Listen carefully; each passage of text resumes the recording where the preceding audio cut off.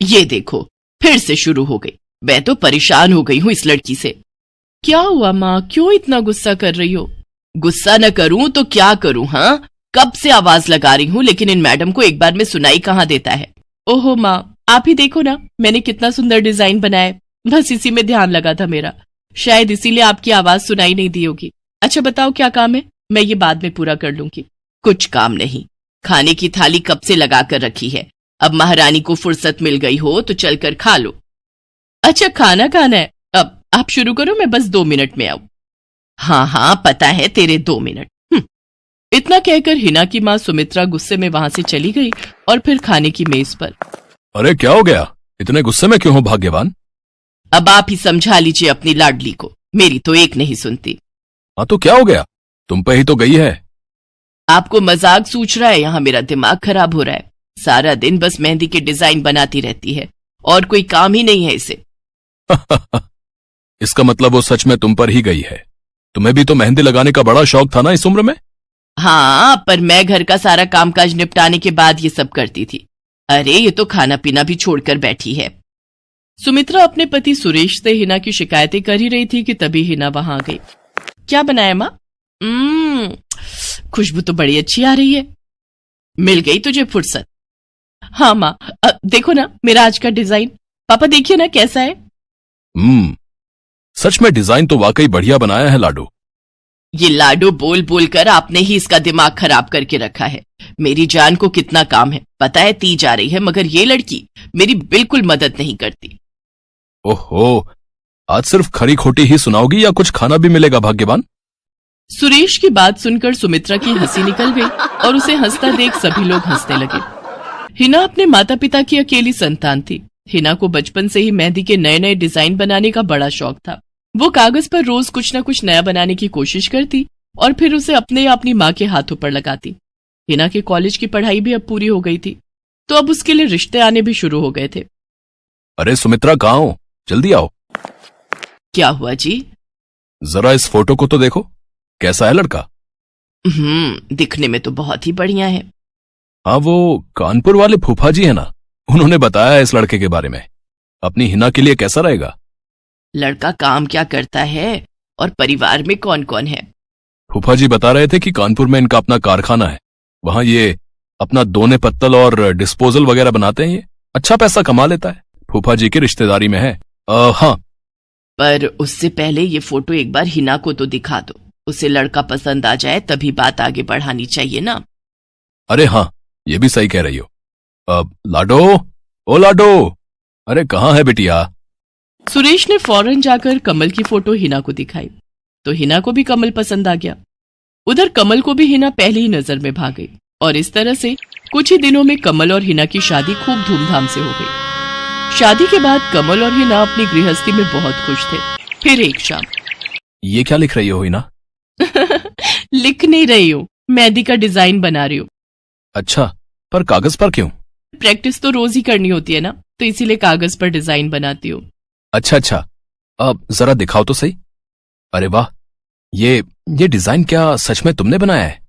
हाँ अच्छा है ना, अब मैंने और भी बनाकर रखे हैं, रुकिए मैं भी लेकर आती हूँ। हिना ने अपने बनाए सारे डिजाइन्स कमल को दिखाए, जो कमल को बहुत पसंद आए और उसने हिना की खूब तारीफ की। सब कुछ अच्छा चल रहा था और ऐसे ही हंसी खुशी दिन बीत रहे थे। लेकिन फिर एक सुबह। हेलो, क्या हुआ राठी जी, इतनी सुबह सुबह फोन क्यों किया? सर आप जल्दी से आ जाइए, गजब हो गया, अपनी फैक्ट्री में आग लग गई है सर, सब कुछ जल गया सर, कुछ भी नहीं बचा सर, जल्दी आ जाइए आप। फोन पर अपने मैनेजर की बात सुनकर कमल के पैरों तले जमीन खिसक गई। फैक्ट्री पहुंचा तो देखा वाकई फैक्ट्री पूरी तरह से जल रही थी।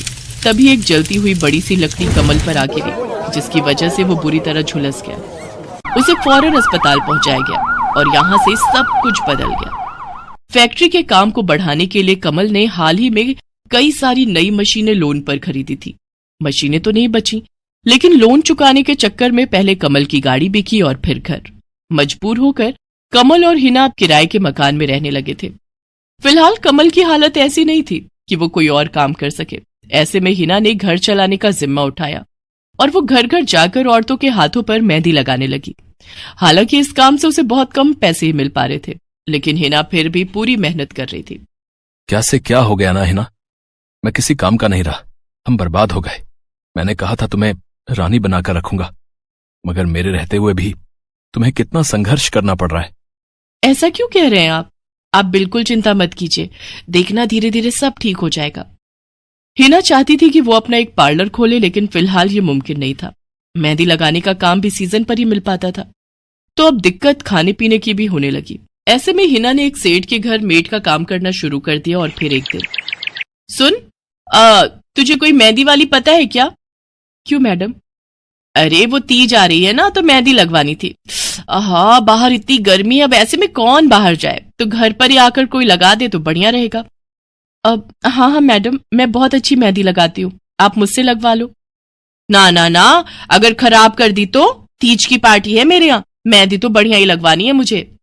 मैडम आप बिल्कुल चिंता मत कीजिए, और रुकिए, मैं अभी आपको कागज पर मेहंदी का डिजाइन बनाकर दिखाती हूँ, फिर आगे आप ही तय करना। इतना कहकर हिना ने फौरन एक कागज लिया और कुछ ही देर में उस पर एक बहुत ही सुंदर मेहंदी का डिजाइन बना दिया। और फिर, अरे वाह, ये तो सच में बहुत सुंदर है, बिल्कुल नया और बहुत ही खूबसूरत डिजाइन है। अब तू ये डिजाइन मेरे हाथ पर भी सेम टू सेम लगा देगी ना? हाँ मैडम, आप मुझ पर विश्वास कीजिए, मैं बचपन से ये करती आई हूँ। उस दिन हिना ने पूरे मन से अपनी मालकिन के दोनों हाथों पर मेहंदी लगाई। हिना ने जो डिजाइन बनाया था वो एकदम नया था और सुंदर भी। फिर अगले दिन, नमस्ते साहब, वो आपको कुछ? हाँ, मैं तुम्हारा ही इंतजार कर रहा था। ये कल शिवानी के हाथों पर तुम ही ने मेहंदी लगाई थी ना? जी साहब, मैंने ही लगाई थी। अब कोई गलती हो गई क्या मुझसे? नहीं नहीं, ऐसी कोई बात नहीं है, बस ये जानना था तुमसे कि मेहंदी का वो डिजाइन कहाँ से देखकर लगाया तुमने? कहीं से नहीं साहब, वो तो मैंने खुद से सोचा था, मैं कभी कहीं से देखकर डिजाइन नहीं बनाती। अच्छा, अगर ऐसा है तो जरा ये कागज और जरा इस पर एक मोर की थीम पर बेस्ड एक डिजाइन बनाकर दिखाओ, पर याद रहे डिजाइन बिल्कुल नया होना चाहिए। जी साहब, बस 2 मिनट दीजिए। हिना ने बस कुछ मिनटों के अंदर वो करके दिखा दिया, जिसे देखकर उसका मालिक साहिल मल्होत्रा हैरान रह गया। वाह, सच में कमाल है ये तो। अब तुमने डिजाइनिंग सीखी है क्या कहीं से? नहीं साहब, सीखी तो नहीं, लेकिन मुझे बचपन से ही शौक है मेहंदी लगाने का, तो बस इसीलिए। समझ गया। देखो हिना, तुम्हारा हुनर लाजवाब है और तुम्हें अपने इस हुनर को ऐसे बेकार नहीं जाने देना चाहिए। जी मतलब? तुम्हें पता है ना, मेरी फैक्ट्री में लेडीज कपड़ों के लिए कपड़ा बनता है, लेकिन काफी समय से मैं परेशान हूं, क्योंकि सूट साड़ियों वगैरह के लिए मेरे पास नए डिजाइन की कमी पड़ गई है। लेकिन अब लगता है ये कमी नहीं रहेगी। बोलो, बतौर डिजाइनर मेरे लिए काम करोगी तुम? जी साहब, बिल्कुल करूंगी। ये हिना के लिए सपने के सच होने जैसा था। अब वो काम वाली बाई से एक डिजाइनर बन गई। वो साहिल की फैक्ट्री में बनने वाले कपड़ों के लिए हर रोज नए नए डिजाइन बनाने लगी, और इसके बाद साहिल के फैक्ट्री में बनने वाले कपड़े की डिमांड काफी बढ़ गई, और इसके चलते हिना को भी उसके काम की बढ़िया सैलरी मिलने लगी। हिना अब अपनी कमाई से न सिर्फ अपना घर खर्च चलाने लगी, बल्कि उसने शहर के बढ़िया डॉक्टर से कमल का इलाज भी कराया, जिससे कमल बहुत जल्दी ठीक हो गया और उसने भी काम करना शुरू कर दिया। पर इस सब में पूरा 1 साल बीत गया और एक बार फिर से तीज का त्योहार आया। देखिए तो कैसी लग रही हूं मैं? बिल्कुल चांद जैसी लग रही हो। हिना ने नई हरे रंग की साड़ी पहनी हुई थी, जो उसने खुद डिजाइन की थी, और वाकई वो उसमें बहुत ही सुंदर लग रही थी। हिना, तुम सच में बहुत बहादुर हो। मैं तो उस हादसे के बाद उठकर खड़ा ही नहीं हो पाता, लेकिन तुमने सब कुछ ठीक कर दिया। तीज का ये त्योहार ही इसलिए है जी, मैं आपको कभी कुछ नहीं होने दूंगी। अगर आपको हमारी कहानी पसंद आए तो इस वीडियो को लाइक शेयर सब्सक्राइब करें और कमेंट जरूर करें।